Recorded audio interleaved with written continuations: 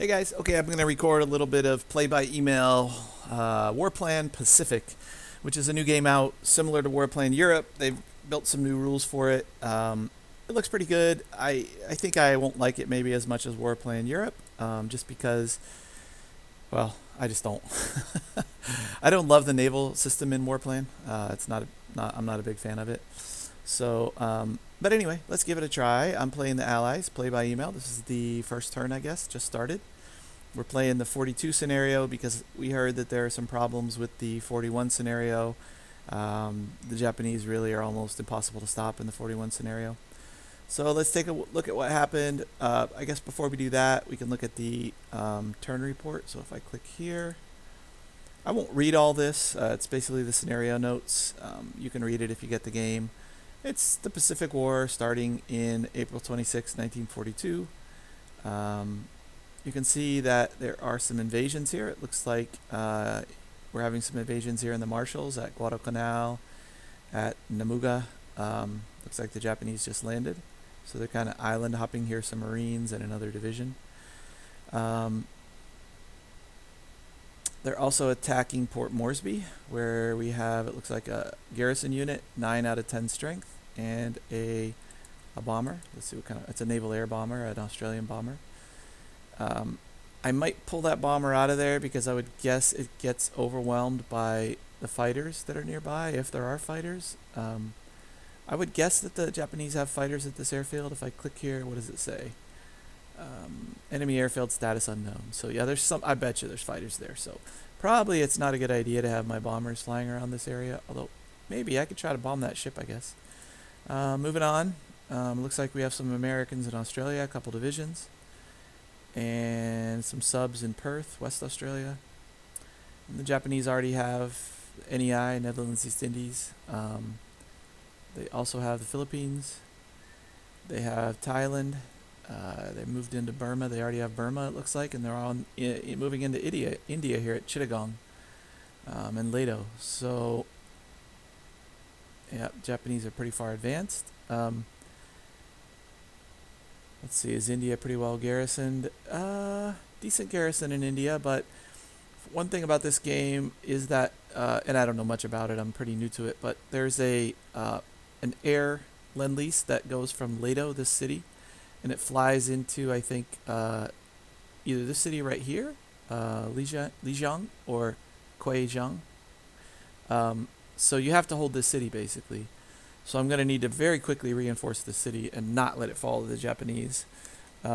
Japanese, I think, start with a bonus fighting in the jungle. I think later the Australians get it, and then the U.S. gets it even later, maybe 44.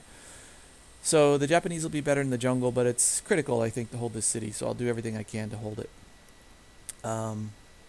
Ceylon looks decently garrisoned. So down here in the southwest corner, we have South Africa.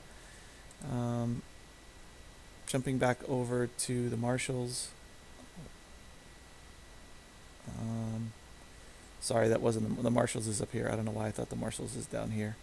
The U.S. fleet looks like we've got a couple of carriers down here: Yorktown, Lexington, 2 flat tops, and not much else. A cruiser squadron and another cruiser squadron. So we're pretty weak down here. I don't really think we want to get things mixed up with the Japanese with only 2 cruiser squadrons and 2 carriers. You can see that here they have 3 carriers and probably a couple cruisers here.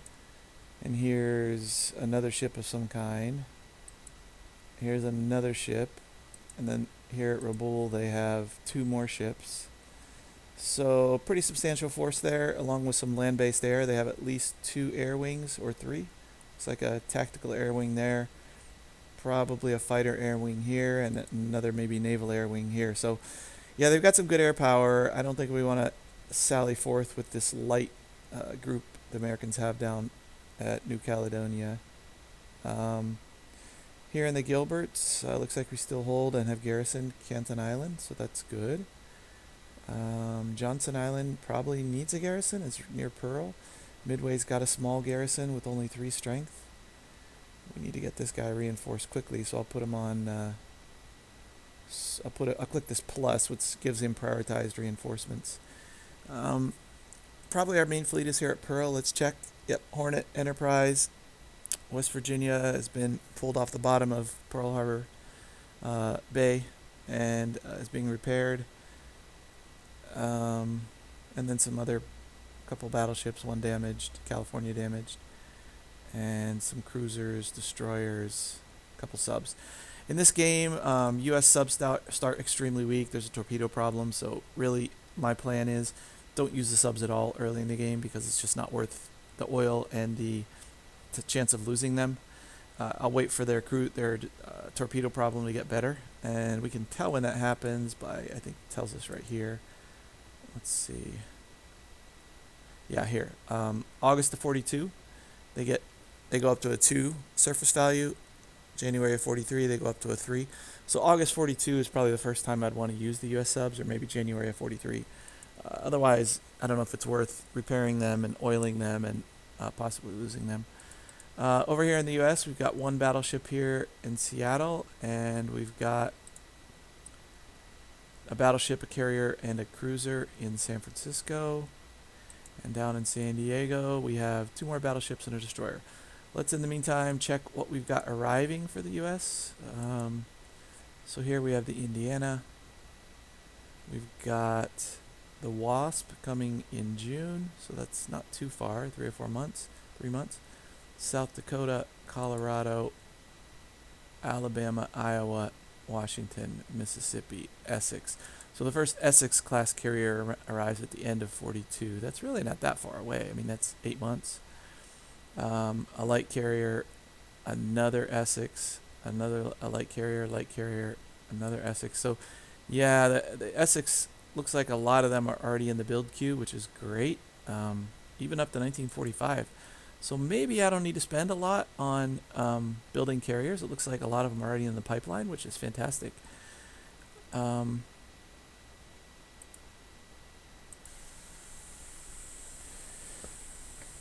Okay, I had to pause for a delicious snack of some berries. Back to the game. So I think let's start over in China. That should be fairly straightforward to figure out what to do here. Oh, actually, we'll start with the Russians.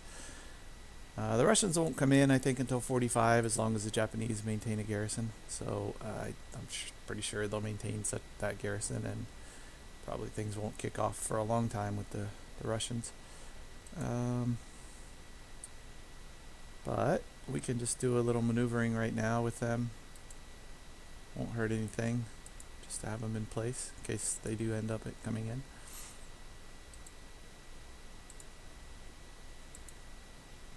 I think we'll bring this banner army over.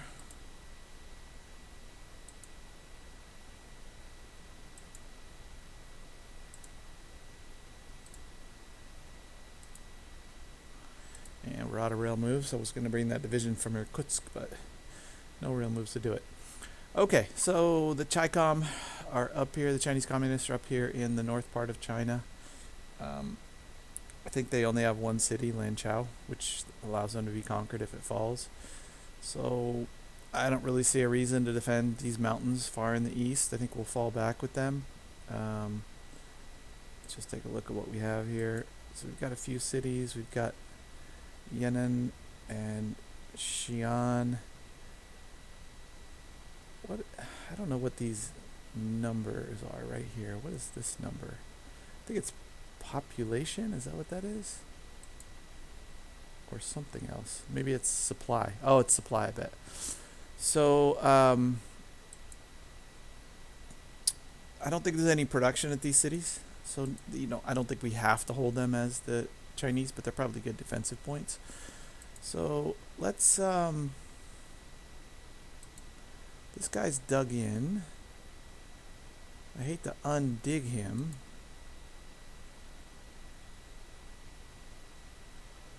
But let's run the Chinese mountain unit south.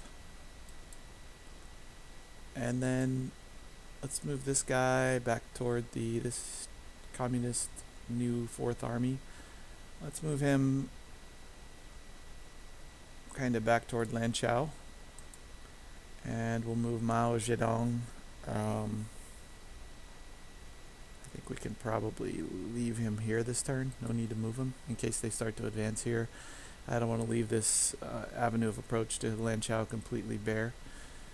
Xi'an, I think it's important to hold this city, so I'm going to give this guy stand fast orders, or hold orders, up here on the top left. Click on that, and it makes them try to hold the city. They can take extra losses doing that, though. Here, let me see what we're defending.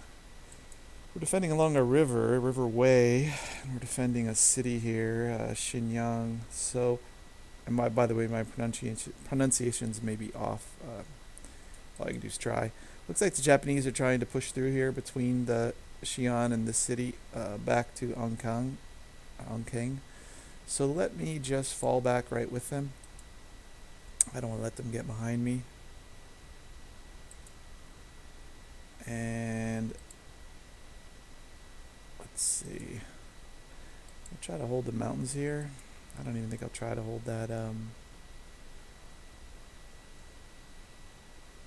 city up there.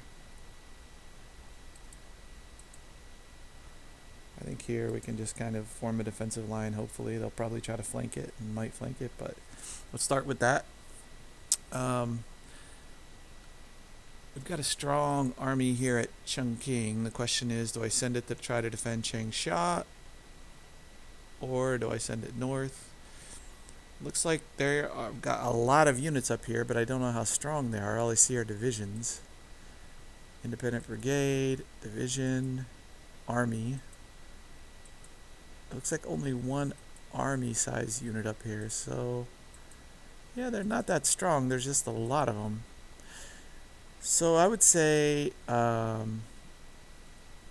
will send this unit north, because I think they could try to push through in here. And then for this army, tempted to send it toward the south.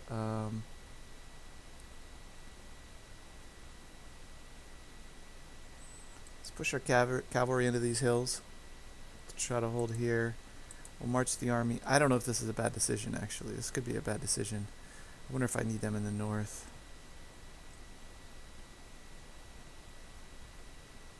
Nah, I'm going to march them toward... I really don't want to lose Changsha, because I think that's actual production city. It's a big city, so... Yep, 10 production. That would be really bad to lose Changsha. So let's try to hold it. I'll dig in at Changsha and dig in next to it, take the losses, but try to hold on until this army can move up. Looks like this guy's about to be cut off, so probably we should fall back. It also looks like from Canton they're pushing north. So let's see here. Yep, lots of attacks in this area. So we will...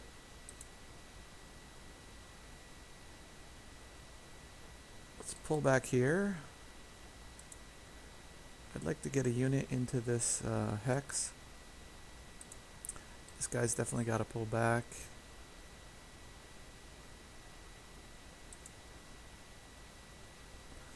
Let's see if we can move up here. If we can hold this hex, at least it'll prevent them from getting 3 hex attack on this 33rd Army. I think we need more help in this area, but I don't know what we can send yet. So over here, near Kunming, it looks like we have kind of too many armies here. So I'm going to start marching some of these armies north.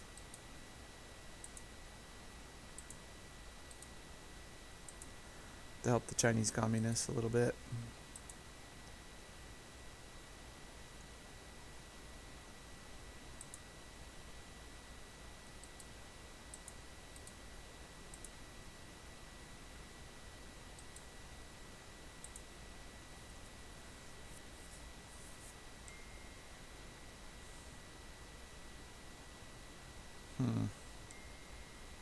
Question is kind of how much to pull out of this area and how much to leave. I don't really think I need much. Let me undo that last move, because I'd really rather have this army go up here to give some assistance. It's a pretty, it's like decent strength, 15 strength. And I'll just put this headquarters here. And then we can probably send this army over, although it's pretty weak. Potentially, I think they might try to push through in here, so probably another weak army wouldn't be a bad idea. I think that should do it. Yeah, let's hang out with this for now. 1, 2, 3, 4, 5. So this unit could probably approach this city, but I think Nenning, but I can fall back, I think, pretty quickly here.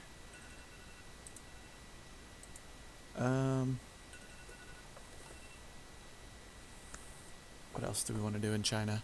Don't want to move too many units because they're a lot. I think they're all dug in, and as you move them, they lose that dug in status. So I don't want to over move. I think that's it for China.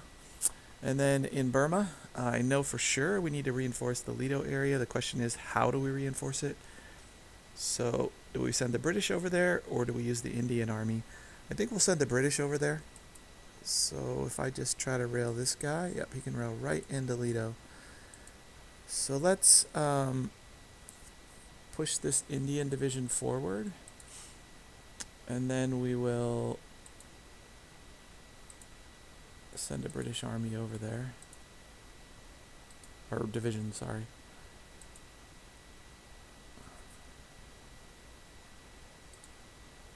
In fact, we'll send a whole British corps over there,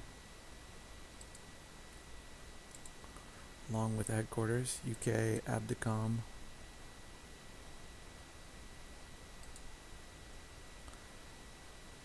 And then here along the Chittagong border, or the rest of the Indian border, let's get a headquarters over. He can't rail, he's not on a rail, so we'll walk him. And then this Indian Air Force, he's on mission only, so he won't fly unless I tell him to fly, which is good because he looks really weak. And this British unit is pretty weak as well, except he's a fighter bomber, he's not an interceptor. I might have to start converting some of these unit types. I'll take a look at that afterward when I look at technology. I don't think I want this guy flying either, so he's not on auto fly. I think let's push up to the border here. And then I think probably, since we have 30 rail left, we might want to send this unit from Bombay over and send this weaker unit from Delhi into Bombay. And then we'll rail the Indian Air Force to, I think for now, Calcutta.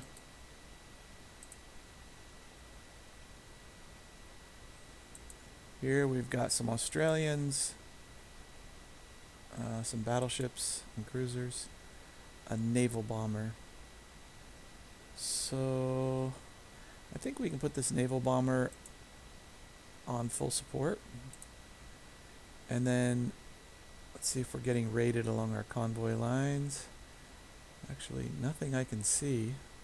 I guess the Japanese subs will make an appearance later. The convoy lines look clean. So no real reason to sail that fleet right now. I think we're done in India. And then we've got one division here in South Africa. We definitely can't leave that ungarrisoned, so we'll leave him there. We've got some U.S. Subs, and we already talked about those. I'm just going to leave those alone. Got a unit garrisoning this port. So it looks like the main ports are garrisoned. These is size 2, size 1, size 1, size 2. So some minor ports are not garrisoned, but I don't really think there are extra units left over to garrison them, except there's one division here. So I wonder if I can rail this division up to this port to hold it. And then we have to figure out what to do with this naval air. I'll put him on ship hunting duty.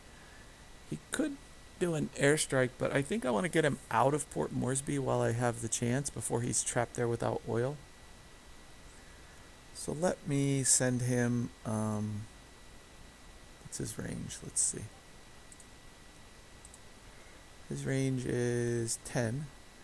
So if I place him here in Townsville, 1, 2, 3, 4, 5, 6, 7, 8, 9, he can still reach Port Moresby. I think that's not a bad spot for him, and that'll, oh, I don't have enough oil. That'll let me put a fighter here. I wonder if I can transport him out. Let's see. Yep. So do I have oil to move a transport? That's the question. Oh, right through a sub. Let's see what happens. Yep, I made it. All right, he's out. And then I will unload him. Boom. Okay, good. And then he doesn't have any missions left, so maybe next turn he can try to start bombing the Japanese Navy. This guy I'm going to put on defend or hold orders because I definitely don't want to get pushed out of Port Moresby. Then he's dead. So we'll try to hold the port if we can. Looks like a big push from the Japanese. There's a plane here. More naval air. What to do with it? I think I'll rail them north.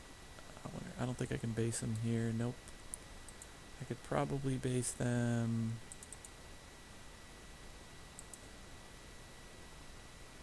One, two, three, four, five, 6, 7, 8, 9, 10. So I could base him here, I think. Then he's probably in decent range. And maybe next turn he could do something if they have oil. Here we've just got one cruiser. Was he damaged? Yeah, he's damaged. So I'll just leave him in port. And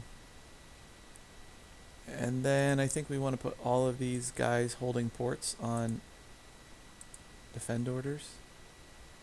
Or hold orders. Because we don't want the Japanese to come in and get one of our ports.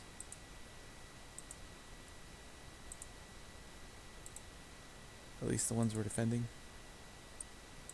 Even though I know not all are being defended. I think it's safe not to worry about that down here. It shouldn't be necessary. Okay. Hope that music's not too loud in the game. It doesn't seem too loud when I'm listening to it now, but I don't know on the video how loud it'll be. We'll go on defend here. I think let's possibly pull the U.S. fleet back a little to sort of consolidate. I'm not sure that group down there at New Caledonia is strong enough to do anything by itself.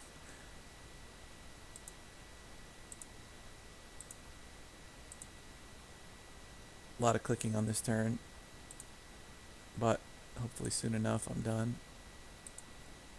Turn up reinforcements for some of these units. This is a decent sized port, I think. Pago Pago, yeah, it's a 4. So I think I'll turn up his reinforcements a little also, or as much as they can be turned up. Okay, Hawaii, we have one interceptor. The question is, do we send that to Australia or do we leave it to defend Pearl? I feel like Pearl's a big reach for the Japanese right now. And Interceptor's got a very short range, so he can't really cover midway. So I think I'm going to sail him out if we've got transports. Let's see. Embark full operation points. Yep. So let's find that transport. Oops. Select the transport.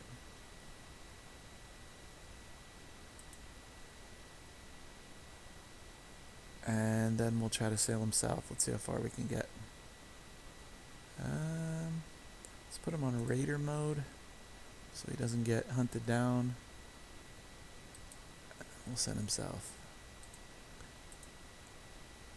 Let's hope they can't find him. Yeah, he'd be pretty vulnerable. Here...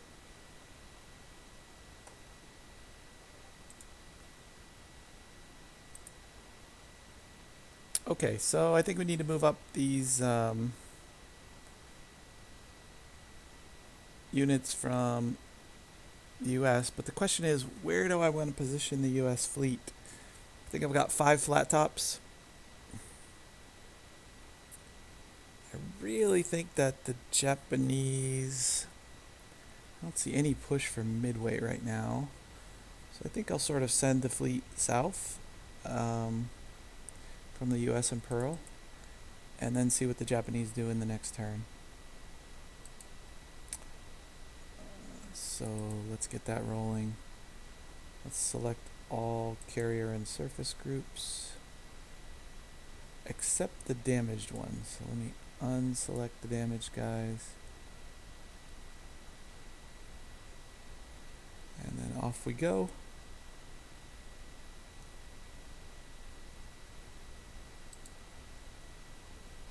I think I'll send the 2 damaged battleships back to the US so that they don't get sunk out here by some carriers or something crazy. That way they can go to Los Angeles and repair. And then I think we want to put our units in the US in port. Oh, wait, there's some more ships I need to move. Let's put them in raider mode so they don't get hunted down. And I think it'd be safe to, or a good idea to at least send our subs. No, I'll leave the subs there. No, I'm not going to use them right now anyway.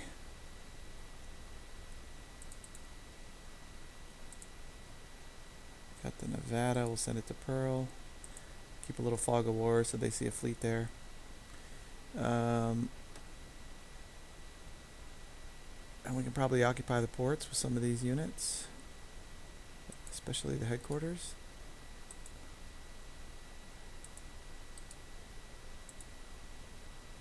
And this is a close support bomber group.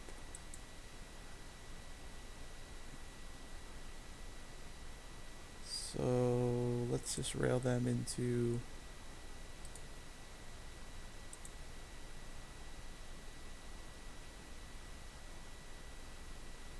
a port. And then I think we're gonna send this bomber group. Oh, that's 1939 close support, and this one is much more advanced, 1942 close support. So I think let's not send that 1939 group out. Let's let it stay in the US and upgrade. Do we want to send a unit out? That's the next question. If we have a Marine in port, I wouldn't mind sending a Marine. Here's a 39 Assault Tech Marine. There's a Corps. Here's a 42 Assault Marine. So let's board these guys. Oh, we don't have enough transports. We only have 10 transports. So I think we probably can't send any of these units out. There's a division we can send, but he's already moved. And the headquarters moved. I think we won't send anything else out of the US. So I think that's about it for the Allies. Except that I didn't put these guys on hold orders. And at Pearl, they should go on hold orders. We don't want to get pushed out of one of these ports. That'd be really sad. Okay, so we're done with the moves, and this has been a long video. Let me take a look at the tech. So I think I will reset all the tech. Let's make some decisions here. I think we're going to want heavy armor. It's already at 42 tech, so that's definitely a good one to push up. The question is, do we want to push forward all of these fighter techs? I don't think so. I think we'll probably want to push forward escort fighters because they have better range. So let me put some research there. And then on the infantry side, I think I want to push forward the anti-tank infantry tech because the British will be defending in India, and I just generally like this infantry tech better because it provides a higher defense factor for the units, which causes them to take fewer losses. And then I think we want to research close support. I can see we're going to run out of points. All right. So we're already down to 10. Anti-sub warfare. I think this is an important tech. Yeah, it's going to be rough. We're going to be out of points. I think armor isn't so critical to get researched right now because I don't even have any armor and I don't know when I'll be able to build them. So let's pull a point out of that. Let's get heavy on the ASW tech. That only leaves 4. Definitely want carrier ops, warships, large warships. Subs, I don't think so. I don't even think the British have any subs, and they never had a big submarine force in the Pacific as far as I know. So probably not that one. I think we can probably pull a couple points out of close support so that we can get a little more advancement with our Navy. I would love to research amphibious ops, but there just aren't the points right now. It's already at 41. I doubt the British will be doing the main work invading, so I'll probably have the Americans do that. So I'll leave it there. That's it for the British research. The Chinese, looks like they're in close support, interceptors, and assault. I really don't want them in assault infantry. I want them in anti-tank infantry. I'm going to turn off all of their air research. And that reminds me, let me go look at China again. I want to make sure their fighter's not set to fly. And sure enough, he is. I'm going to set him on mission only. I do not want that guy flying. I don't want to burn oil, and I don't want to pay to repair him. So that's what we'll do with them. So the very limited Chinese research. Let me actually check what their units are. The anti-tank, I bet they're all assault.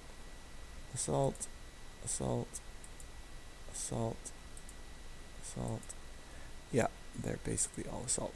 So I would need points to convert them over to anti-tank, build points or production, and I doubt I'll have the points to spend.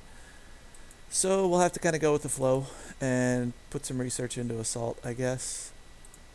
Even though I'd rather be in the anti-tank advancement. That leaves us a few points. So do I want to stick that into air? I'll at least go interceptors. And maybe I'll put a point into anti-tank to kind of get that moving, because I'd like in the long run to be running anti-tank units. They're better on defense.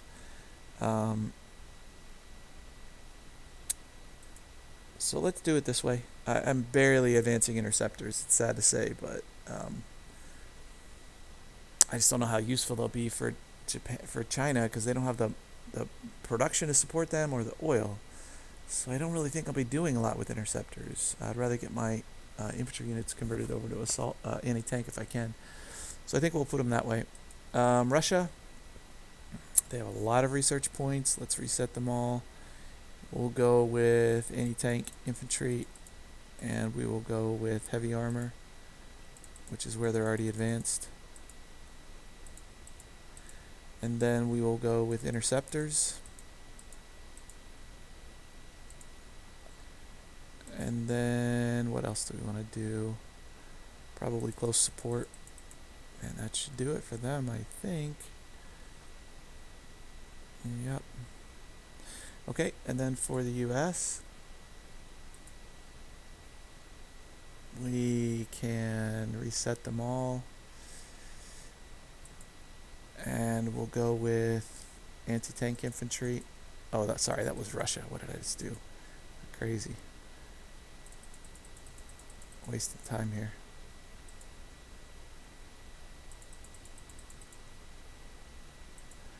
Close support and interceptors. On to the US. Currently, they're split across anti-tank and assault, heavy armor, interceptors, escort fighters, fighter bombers. Yeah, boy, they're really researching everything basically. So let's try to get them a little more focused. I don't think I want to do long range subs. I'll get a little research into regular subs. I don't want to neglect completely amphibious ops. Definitely don't want to neglect warships. The fleet's going to be critical. ASW, we definitely want that. Heck. Boy, there's a lot to research here. I'm going to go with anti-tank infantry. I always prefer those, as I mentioned. I know they'll be attacking, but I like them better on the attack also. Maybe I'm wrong about that, but that's just what I prefer. We'll go with heavy armor. We will go with escort fighters as our main priority, because those have better range, even though they don't fight quite as well. Close support, we're going to want that researched. Okay. And then I think we also want to, I don't know if we want to bring along, I guess we'll bring along interceptors a little bit. Not fighter bombers, I don't think. Strategic bombing, yeah, we'll probably want that eventually. So now I'm out of points. Maybe I'll take 1 point out of interceptors and instead put it into naval air training. Yeah, I'm not a huge fan of the way this has gone. So let me increase my... What else can I do? Escort fighters, close support. I think close support, I can drop a few points out there. Get a little better naval air training. And now I feel like I'm neglecting the fleet because I only have 3 in each fleet category. So where can the points come from? I don't think we want to pull it out of ASW. Maybe out of close support to give myself a little better carrier ops. Maybe out of armor. I don't think armor is going to play a big role, at least right away. And then, yeah, maybe even more out of armor to get carrier ops and warships up. I don't expect a lot of fleet surface engagement, so I'm not sure I need large warships up, although I'm sure that moves up AA defense are important statistics, so that's also important, but can't have everything. Got to make some choices somewhere. I'd like naval air up 1, but I don't know if it's worth pulling a point out of close support to get it. I think I'll leave it like this. Okay. So the research is done. One thing I'll think about next turn is trying to convert some units over to anti-tank because I'm focusing on that with all the countries except China. And China's mostly assault, so I don't know if I can accomplish that next turn, but maybe. I think I'm done with the turn. I don't see anything else to do. Oh, yes, convoys. I forgot about convoys. So what do we have going on here? As far as I can see, there are no trade convoys set up, and we want to set those up. We won't be able to send any to China, but what we can do is, well, let's see who has all the oil. Probably the U.S. Here we're producing 5 oil with 0 oil, 20 oil, 4 oil, 4 oil, 0, 5 for India? No, Canada. 0, 0, 0. Okay, so Canada has a 0 upkeep and is producing 5 oil. So to me, it would make sense for them to send some oil to somebody. And then the U.S. probably needs to send oil to somebody because poor Britain doesn't have any oil income. So first thing we'll do is we will have... Oh, Canada can't send because it's a minor country. So we'll have the U.S. Create a trade convoy of 1 oil to Britain. Boy, that's sad. They can only send 2. And then we'll send some production to Britain. Let's give them 10. And then next, I think we need to send some oil to Australia. So we'll send the other oil to Australia. Give them some production. Let's give them 15 or 20. And then we'll set up some trade to India. We'll give them some build points, some production points. A lot of clicking to move these up. I wish you could move them up by 10. They need like a little button next to this that moves that increments it by 10. So we are sending everything else to India. I think that'd be okay. All right. So trade convoys are now in place. I think we can safely end. Oh, escorts. All right. So Indian Ocean and South Pacific. I think the best escorts are going to be the British because they have better ASW tech. So let's escort the Indian Ocean with the British escorts. Let's put 11 there. No, let's put, 11. And then we'll put 1 into the South Pacific. And then for the U.S., because I think the U.S. escorts will be less effective, we'll put some, let's say 12 there. We'll put 1 here. I like to put a little more because what if the subs kill some escorts? Then you still want to have 10 to attack the subs back. Even though the max that can attack at a time is 10, you might lose escorts before you get the chance to attack. So that'll do it for the turn. Thanks for watching this rather long video, first turn of this play by email. See you next time.